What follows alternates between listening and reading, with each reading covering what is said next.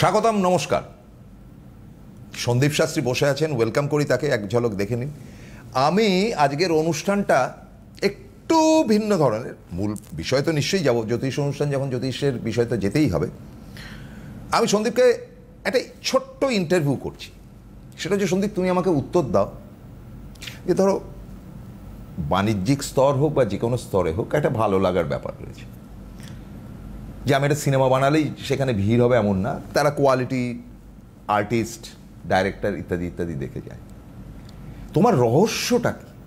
মানে ধরো আজকের প্যারামিটারে, আজকের সেন্সিবিলিটিতে তোমার জনপ্রিয়তাটা একইভাবে তুমি ধরে রেখেছো যে আগে ছিল, যেটা তো একটা ডাউন হওয়া উচিত। মানে তোমার ক্ষেত্রে বলছি না, মানে এটা কি করে ধরে রাখলে, মানে ইটস আ রিমার্কেবল ম্যাটার। আমি অবাক হয়ে যাই। এবং তাদের দুটো ব্যাপার হতে পারে, এক হচ্ছে যে তোমার দর্শন সুন্দর, সেটাতে অ্যাট্রাক্ট হচ্ছে, বাই অ্যাট্রাক্ট পয়সা খরচা করে জ্যোতিষের কাছে যাবো কেন, মাই ফার্স্ট কোয়েশ্চেন। দ্বিতীয় ব্যাপারটা হচ্ছে আচ্ছা অ্যাট্রাকশনটা থাকছে, প্লাস এর কাজকর্মটা আমার ভালো লাগছে এবং তার সফটনেস, কথাবার্তাটাও ভালো। তো কোনটা, মানে তুমি এটা কি উত্তর? প্রথমে খুব ধন্যবাদ তোমাকে এই কথাটা বলার জন্য। সবাইকে জানাবো প্রণাম, কারণ প্রথমেই গুরুজনদেরকে এবং শ্রী গণেশকে প্রণাম জানাবো। সেটা হচ্ছে যে তুমি যে রহস্যের কথা বলে একটা উদাহরণ দিই আমি। আমার খুব মনে পড়ছে, আমি অনেক বছর আগেকার কথা বলছি, বর্ধমান চেম্বারে একটি ভদ্রলোক এসছেন দেখাতে, এবং তিনি একটি আইটি কোম্পানিতে চাকরি করেন। আমার জন্য ছুটি নিয়ে এসছেন, এসে আমার ফি দিয়েছেন, ফি দিয়ে ভেতরে ঢুকেছেন। আমি ওনার হরোস্কোপ চার্ট দেখলাম, খুব একটা ভাইটাল প্রবলেম ছিল না। আমি ওনাকে দেখে টেকে নিয়ে বললাম যে আপনার এই ছোটোখাটো প্রবলেম রয়েছে, এই কয়েকটা রেমেডি যদি করান খুব ভালো হবে, আগামী দিন উন্নতি আছে। আমাকে বললো স্যার একটা কথা বলবো? হ্যাঁ বলুন। আমার কিন্তু অ্যাজ সাচ আমি খুব বেশি প্রবলেম জটিলতা নিয়ে আপনার কাছে আসিনি। বললাম হ্যাঁ আমি বুঝতেই পারছি সেটা, আমি শুধু আপনাকে দেখতে এসেছি। মানে এই যে জায়গাটা তুমি যে বললে না যে দেখতে এলাম, কেন দেখতে এসছেন, মানে সেটা তো আপনি টিভিতে দেখতে পাচ্ছেন, মোবাইলে দেখতে পাচ্ছেন না, সামনে থেকে দেখবো আপনাকে, তার সে কারণে এসেছি। আরেকটা কথা বলছি, 3 থেকে 4 মাস আগে আমি একটা অনলাইন প্রেডিকশন করলাম আমাদের পশ্চিমের একটি বড় শহরে, ভারতের পশ্চিমের একটি বড় শহরের একটি মেয়ের প্রেডিকশন করলাম। সেই মেয়েটির প্রেডিকশন করা হলো, তার আগামী ফিউচার সম্পর্কে বলা হলো, তার যা যা সমস্যা রয়েছে সেই সমস্যাগুলো কাটিয়ে তার রেমেডি করে তাকে অনলাইনের মাধ্যমে রেমেডি পাঠিয়ে দেওয়া হয়েছে, তার প্রসিডিওর বলে দেওয়া হয়েছে, সে রেমেডি ধারণও করেছে। এবার সেই ফ্যামিলিটা রেগুলার আমাদের প্রোগ্রামটা দেখেন এবং স্পেশালি তারা এই স্যাটারডের প্রোগ্রামটা দেখতে পান, কারণ মেয়েটির বাবা আমাদের কেন্দ্রীয় সংস্থার একটি উচ্চপদস্থ কর্মচারী, যিনি প্রশাসনিক, এবং যিনি বাকি দিনগুলোতে সময় পান না, স্যাটারডেটা উনি সময় পান। ম্যাক্সিমাম ক্ষেত্রে উনি অনলাইন দেখেন, না হলে ইউটিউবে দেখেন। এবার উনি শুনেছেন যে আমরা বারবার ফলহারিণী নিয়ে আলোচনা করছি। ফলহারিণী মানে হচ্ছে আমার কুফল হরণ করে সুফল দেবেন মা, তো সেই সঠিক পুজোর মাধ্যমে। এবং তিনি আমাকে আবার রিকোয়েস্ট করেছেন যে আপনি তো 4 মাস আগে আমার মেয়ের রেমেডি করেছেন, আমি চাই আপনি ফলহারিণীতে মেয়ের আরেকটা পুজো দিন। মানে তার একটা ইচ্ছা। এবং সেখান থেকে দাঁড়িয়ে যখন আমার ম্যানেজাররা তার সাথে কথা বলেছেন, কথা বলে তাকে তিনি বলছেন যে এর আগে তিনি আমাদেরই অনেক অ্যাস্ট্রোলজারকে দেখিয়েছেন, বিভিন্ন ওনার হাতের কাছে যাদের পেয়েছেন।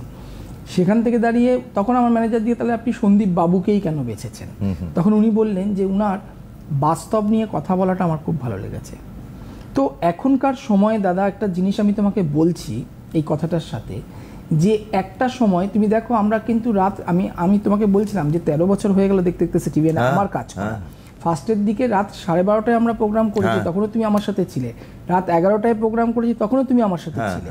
এবং সেই সময়ের আমাদের ওয়ে অফ টকিং বা স্টাইল অফ প্রোগ্রাম এবং এখনকার বর্তমান স্টাইল অফ প্রোগ্রামের মধ্যে তো পার্থক্য রয়েছে, সময়ের সঙ্গে অনেক পার্থক্য। কেন পার্থক্য? আমি ছোট্ট উদাহরণ দিই তোমাকে। আমি আজ থেকে ধরো 2015-16তে যখন প্রোগ্রাম করছি, তখন একটা সময় ছিল যে সিভিল একেবারে ডাউন, আমি টেকনিক্যাল লাইনে বলছি, তখন ইলেকট্রিক্যালের কিন্তু মাথা চারা দিয়ে উঠেছে, সিভিল একদম পড়ে গেছে, এবং ফ্ল্যাট প্রমোটার তারা কিন্তু খুব লসে রান করছে। এবং সেই সময় ম্যাক্সিমাম বাচ্চারা কেউ মাস কমিউনিকেশন নিয়ে পড়ছে, জার্নালিজম নিয়ে পড়ছে, কেউ চলে যাচ্ছে অ্যানিমেশনে, অ্যানিমেশন, ডিটিপি, এই ধরনের কোর্সগুলো তারা করছে, এবং সেগুলো কিন্তু কেউ ডিপ্লোমা, কেউ ডিগ্রি কোর্স করছে। বর্তমান সময়ে কিন্তু তারও আপগ্রেডেশন চলে এসেছে এআই এ, এবং কালকের দিনে দাঁড়িয়ে আর্টিফিশিয়াল, একদমই তাই। কালকের দিন দাঁড়িয়ে তোমাকে এখানে বসতে হবে না, আমাকে এখানে বসতে হবে না, এআই এর মাধ্যমে আমরা বসে যাব, আমরা ঘরেই থাকবো, আমাদের প্রোগ্রাম চলবে। তাহলে এই জায়গাটা মানে মানুষ আজকে দেখো সবাই দৌড়াচ্ছে, লাস্ট ইয়ার নিট খুব বাজে হয়েছে, আমার ছেলে মেয়ের বছরটা নষ্ট হবে, তা তো নয়। আমার তো বিপিটি কোর্স রয়েছে, আমার তো ছেলেদের এখন জিএনএম বেরিয়ে গেছে, নার্সিং বেরিয়ে গেছে। তো বিভিন্ন ধরনের মানে মেডিকেল মানেই যে ডাক্তার হতে হবে তা কিন্তু নয়, মেডিকেল ওরিয়েন্টেড এডুকেশনটাও করানো যেতে পারে, যেটা হচ্ছে বিভিন্ন ধরনের লাইন রয়েছে। কালকেই শুনছিলাম একটি ছেলে 12-এর রেজাল্ট একটু খারাপ হয়েছে, তার বাবা মা তাকে স্কুল থেকে মানে মাধ্যমিকের রেজাল্ট খারাপ হয়েছে 11-12-এর জন্য, স্কুল তাকে বলেছে সায়েন্স দেবো না, তোমাকে আর্টস না হলে কমার্স দেবো। আমার কাছে এসে বলেছে স্যার আর্টস নিয়ে কি হবে? কারণ আমি বললাম আর্টস নিয়েও বিভিন্ন লাইন রয়েছে। তখন ফার্স্ট টাইম দেখা এগুলো তো তোমার জানা, একদম ফার্স্ট টাইম দেখাচ্ছে। এবং বিভিন্ন জায়গাগুলোকে এখন কেউ কোনো অ্যাস্ট্রোলজার কিন্তু যদি বলে দেন যে আমি আপনার ছেলে বা সন্তান সায়েন্স নিয়ে পড়বে বলে ছেড়ে দিল, তা বললে কিন্তু চলবে না। সায়েন্সের দিকটা বলতে হবে, পুঙ্খানুপুঙ্খ বিচার করতে হবে। এই পুঙ্খানুপুঙ্খ বিচারের জন্যই মানুষের ভালোবাসা আশীর্বাদ প্রচণ্ড পরিমাণে পেয়েছে। মানে যে দিদি আজকে আমার মেকআপ করলেন, তিনি বললেন ভাই তোমাকে একটা কথা বলি। হ্যাঁ বলো। সেটা হচ্ছে যে তুমি কারোর অভিশাপ করিও না, আশীর্বাদ করা অনেক বড় হবে। কথাটা খুব গায়ে লাগা এবং মাথা মনে লাগার কথা। কথাটা আমি তাকেই বললাম দিদিকে যে না দিদি তুমি আমার প্রোগ্রামগুলো ফলো করবে, তুমিও দেখেছো কেউ বলে যে সন্দীপ আমার ছেলের মতন, কেউ বলে আমার মতন, কেউ ভাইয়ের মতন। তো ঘটনাটা হলো যে এই জায়গাটা মানুষ পরিবারের লোক কিন্তু একটা মানুষকে টিভির মাধ্যমে দেখে বানায় না। কখন বানায়? যখন তার হৃদয়ের মধ্যে ঢোকা যায়, তার কাছে যাওয়া যায়। একদমই, যেটা তোমার পশ্চিমী ভারতের গল্পটা। একদমই তাই, একদমই। তিনি তো এখানকার কালচারে বাঙালি হতে পারেন, কিন্তু এখানকার কালচার প্রবাসী বাঙালি উনি। তো প্রবাসী বাঙালির কাছে তুমি ঢুকে যাচ্ছ। এবং দীর্ঘদিন উনি তো বললেন ওনার কর্মের জীবনের অর্ধেক অংশ উনি পেরিয়েছেন। তবে তবে তবে সেটা চিন্তা করো। তাহলে সেখান থেকে দাঁড়িয়ে মানুষ এখনকার সময়ে আমি বলে মনে করি যে বিজ্ঞান যেমন দিন শুরু হচ্ছে দিন শেষ হচ্ছে, প্রত্যেকটা পদক্ষেপে আমাদের বিজ্ঞান রয়েছে, ঠিক পাশাপাশি অ্যাস্ট্রোলজি রয়েছে। কারণ গ্রহ যদি না থাকে আপনি সেই পথে পরিচালিত হতে পারবেন না। একটি ডাক্তারের ঘরেও কিন্তু একটি ডাকাত জন্মাতে পারে, একটি চোর জন্মাতে পারে। কেন জন্মায় হচ্ছে ব্লাড কিন্তু সবসময় আপনি আমরা দেখেছি উত্তম কুমারের ছেলে কিন্তু উনি অভিনয়তে আসতে পারেন না, কিছুই হয়নি, এবং পরবর্তীতে তার নাতি এলেন, কিন্তু কোথায় সেই ক্রেজটা কোথায় নেই। সেই রকমই হচ্ছে একটা ঘটনা। Thank you very much. আজকে আমরা যে সাবজেক্ট ধরবো এবং তার মাঝখানে মাঝখানে আপনাদের ফোন নেবো, সেটা হচ্ছে স্বস্তিক চিহ্ন। একদম স্বস্তিক চিহ্ন আমাদের বাড়িতে কোনো পুজো আচ্চা বিয়ে ইত্যাদি যে কোনো অনুষ্ঠানে ঘটের উপর আমরা স্বস্তিক চিহ্ন আঁকি। অনেকে আলপনার মতন করে সামনে স্বস্তিক চিহ্ন আঁকি। স্বস্তিক চিহ্নটা কি? স্বস্তিক চিহ্নটা কি এটাই আগে জানতে হবে। স্বস্তিক চিহ্নটা হচ্ছে মানে এই চিহ্নের অর্থটা হচ্ছে 3 রকম অর্থ। তুমি দেখবে স্বস্তিক চিহ্নের কিন্তু বাহুগুলো বাইরের দিকে বেরিয়ে রয়েছে, ঠিক আছে? যেটা আমি স্বস্তিকটা বলছি যেটা প্লাসের মতন দেখতে হয়, জাস্ট লাইক দ্যাট। হ্যাঁ, এবারে এই যে বাহুগুলো বাইরের দিকে মানে সৃষ্টি, ধ্বংস এবং চিরন্তন সংরক্ষণের একটা প্রতীক। বুঝতে পারছো? সৃষ্টির সঙ্গে ধ্বংসও আছে, সৃষ্টিও আছে, ধ্বংসও আছে, সংরক্ষণও আছে। আচ্ছা, তো এই প্রতীকটাই হচ্ছে, এটা হচ্ছে ভগবান গণেশের। গণেশ মানে হচ্ছে ঋদ্ধি এবং সিদ্ধি, আমরা প্রত্যেকেই জানি। তার মানে স্বস্তিক চিহ্ন আপনার পরিবারে সঠিক জায়গায় যদি আপনি ব্যবহার করতে পারেন, আপনার বাস্তুর দেওয়ালে বা আপনার বাড়ির দরজায়, সেক্ষেত্রে স্বস্তিক চিহ্ন আপনার বাড়িতে ঋদ্ধি এবং সিদ্ধি দুটোই এনে দেবে, অর্থ আনবে, নাম যশ খ্যাতি আনবে। এবং এই স্বস্তিক চিহ্নের মাধ্যমে আপনি আপনার বাড়িতে অর্থটাকে স্টেবল রাখতে পারবেন। এবার তার কিছু প্রসিডিওর রয়েছে, যেমন স্বস্তিক চিহ্ন কিন্তু মাঝখান থেকে শুরু করতে নেই, এটা সবসময় জানতে হবে। একদম যে আমি প্লাসের আকারটা যদি বলি, প্রথম থেকে শুরু করে শেষ একদম করে দিতে হবে, শেষ থেকে শুরু করে প্রথমটা করতে হবে। কখনোই কিন্তু মাঝখান থেকে এটা কাটতে পারবেন না, তাহলে সেই স্বস্তিক চিহ্নের সঠিক গুণ আপনারা পাবেন না। কেউ আছেন দাদা? না, হ্যাঁ, নিয়ে নাও। হ্যালো। হ্যালো, হ্যাঁ বলুন। নমস্কার, আমলাপুর নমস্কার, আর দাদাগো নমস্কার। হ্যাঁ, একটু জোরে হবে, একটু শোনা যাচ্ছে না আওয়াজটা। হ্যাঁ, কে বলছেন? আমি নিয়োগপত্র থেকে বলছি। হ্যাঁ, কতুলপুর থেকে। কে বলছেন? আমি কতুলপুর থেকে বলছি, আমি ছেলের ব্যাপারে জানবো। আচ্ছা, ছেলের নাম কি? ছেলের নাম হচ্ছে Surajit Mondal. Surajit Mondal. Date of birth? 9/12/1994। 9/12/1994? হ্যাঁ। আচ্ছা, সময়টা বলুন। সময় হচ্ছে বিকাল 4:30। 4:30।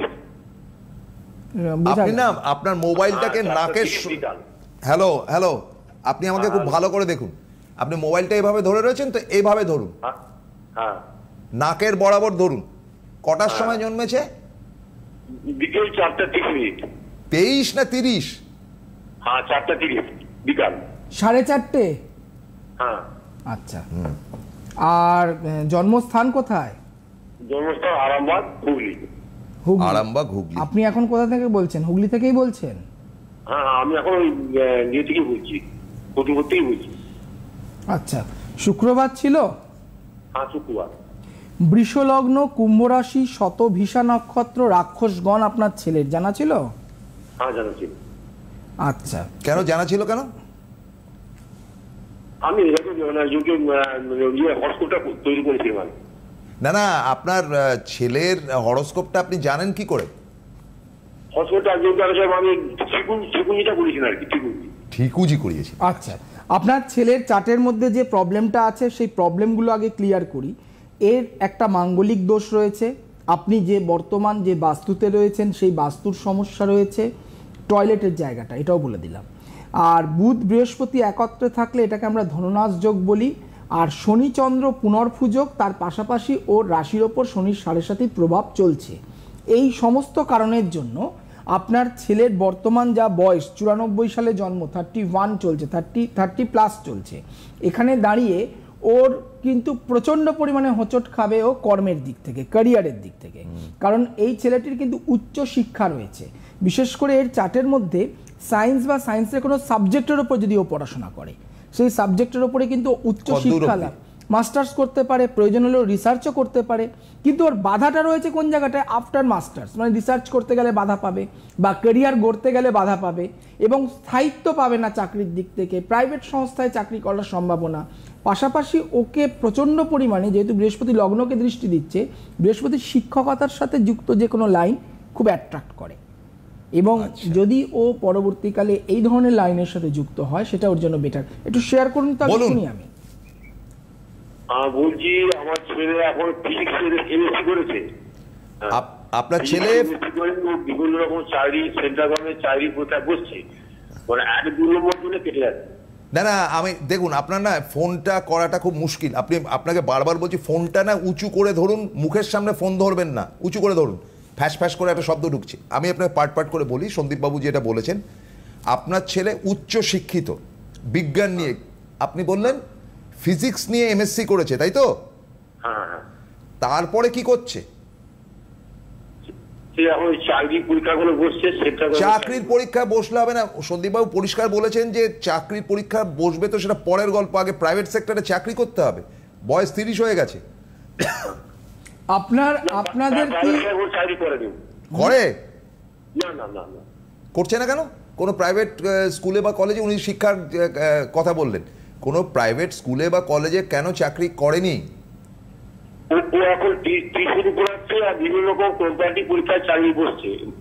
এইখানেই সন্দীপবাবু যেটা বললেন যে কর্মক্ষেত্র বলুন বা হায়ার স্টাডিজে বলুন বাধা, এই প্রাইভেট টিউশনির কোনো ভ্যালুই নেই কোনো জায়গায় চাকরি করতে গেলে। একটা জিনিস বলুন আমাকে, সেটা হলো যে আপনি তো বললেন যে আপনার নাম, ছেলের নাম সুরজিৎ মণ্ডল, তাই তো? হ্যাঁ। আপনি আছেন লাইনে? উনি কি আছেন? হ্যালো, হ্যাঁ বলুন। হ্যাঁ, তো আপনারা কি জেনারেল কাস্টের মধ্যে আছেন না কোনো কোটা আছে? আমরা ওবিসি। হ্যাঁ। তো ওবিসি কোটায় চাকরির জন্য এক্সট্রা কি পাওয়া যায়? কোনো মানে বছর বয়স কি থাকে? ওবিসি ক্যাটাগরির ফ্যাসিলিটিটা কি? 5 বছর এক্সট্রা পাবে। 5 বছর এক্সট্রা পাওয়া যায়? পাওয়া যায় শুনেছি, যত দিন যাবে কেন সেটা কি দেখুন, মানে 31 বছর বয়স হলো ছেলেটির ইয়ার অনুযায়ী, ঠিক আছে? এবার এখানে দাঁড়িয়ে এখনো পর্যন্ত সরকারি চাকরির চেষ্টা করাটা কিন্তু বৃথা।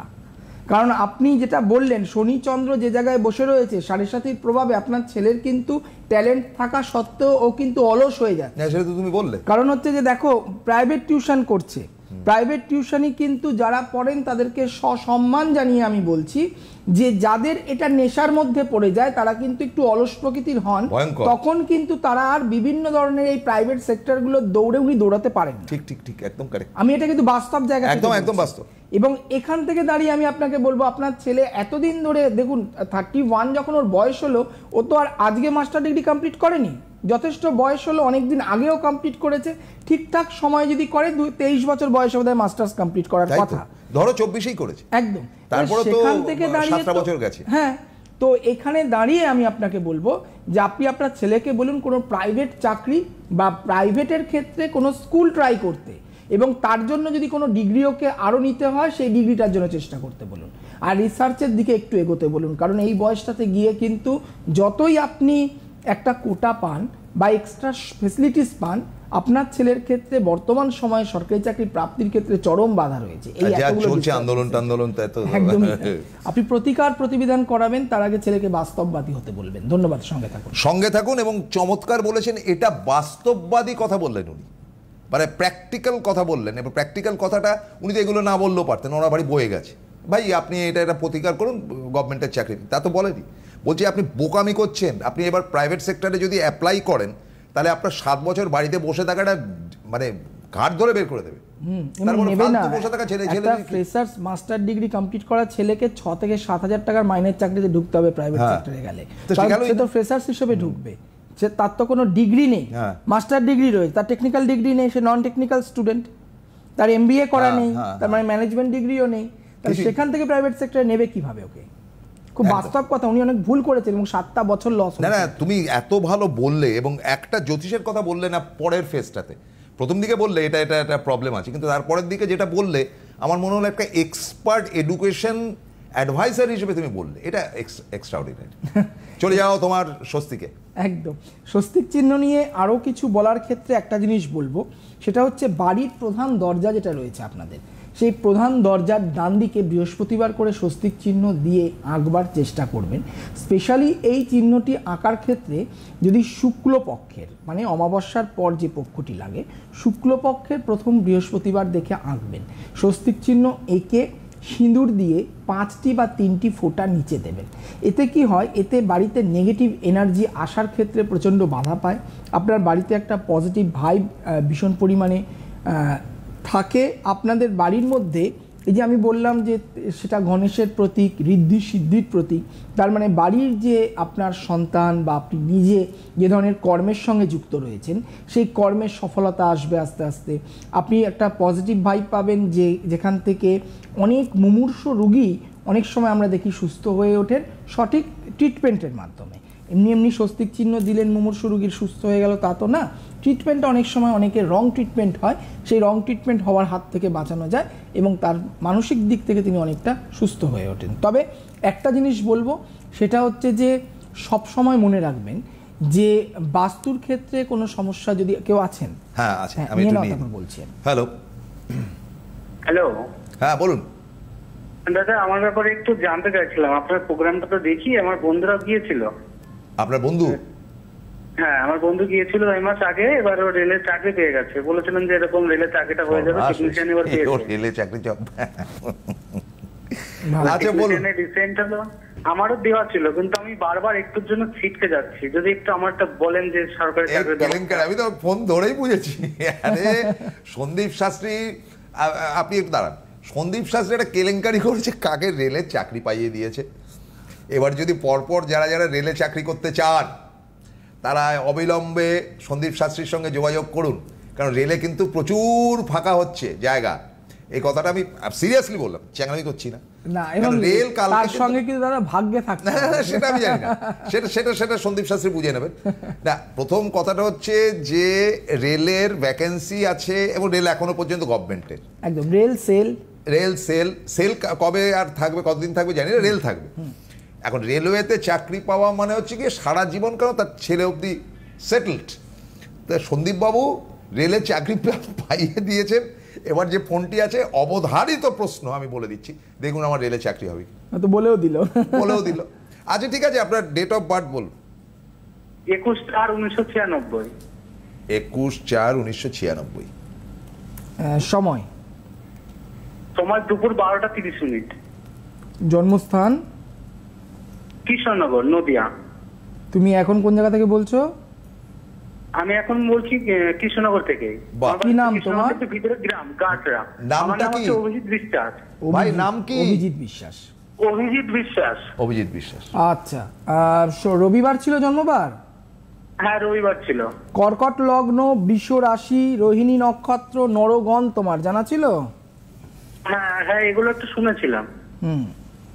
আচ্ছা, আমি চারটা দেখি, চারটা দেখলে স্পেসিফিক বলে দিতে পারবো কেন তোমার রেলে গিয়ে হোঁচট খাচ্ছ সেটা। আচ্ছা, একটা জিনিস বলি, সেটা হচ্ছে যে তোমার চার্ট অনুযায়ী হ্যাঁ বা নাতে উত্তর দেবে। সেটা হচ্ছে তুমি কোনো টেকনিক্যাল কোর্স বা হাতের কাজ কিছু শিখেছো? হ্যাঁ স্যার, করেছি। কি করেছো?